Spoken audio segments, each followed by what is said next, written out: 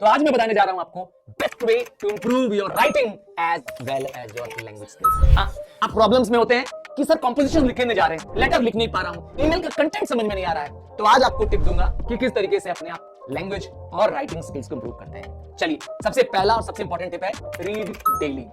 थोड़ा समय रीड करिए, आप 15 मिनट आधी घंटा, यस, पर डेली रीड करिए। अब आप क्वेश्चन आएगा, सर क्या रीड करें? अरे न्यूज़पेपर आता है घर में, आपके आता है, आपके घर में पुरानी मैगजीन्स रखी होंगी, डेफिनेटली होंगे, आपके ब्रदर सिस्टर्स होंगे, हाँ, तो उनकी स्टोरी बुक्स, उनकी ग्रामर की बुक्स आप रीड कर सकते हैं। और यह ध्यान देना है कि रीडिंग को एंजॉय करते समय आप जब लेजर आवर में हो तब रीड करें, बोझ के रूप में कि सर ने कहा है तो पढ़ूंगा, ऐसा ना करिए। दूसरा इंपॉर्टेंट टिप, रीड में भी आप अलग अलग चीजें रीड करिए, मतलब कभी फिक्शन, कभी नॉन फिक्शन, कभी कॉमिक, कभी पोम्स।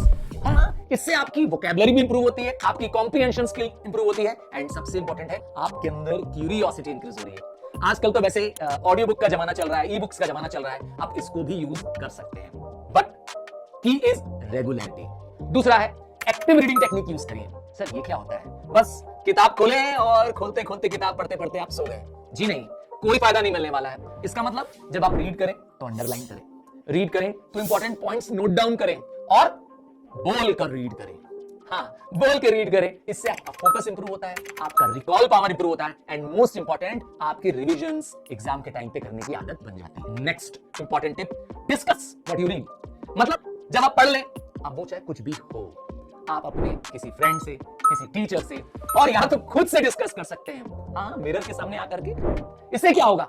इससे आपकी उस टॉपिक के रिलेटेड नॉलेज बढ़ेगी, आप उस पर नए व्यूज, नए पॉइंट्स और इवन क्रिटिकली सोचने के लिए कैपेबल हो जाएंगे।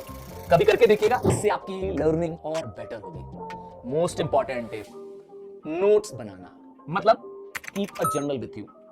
जर्नलिंग आपकी रिटेंशन पावर इंप्रूव करती है, आपको पता चलता है आपकी प्रोग्रेस, एंड मोस्ट इंपॉर्टेंटली आप एक पर्सनल अटैचमेंट हो जाती है विथ योर ओन राइटिंग।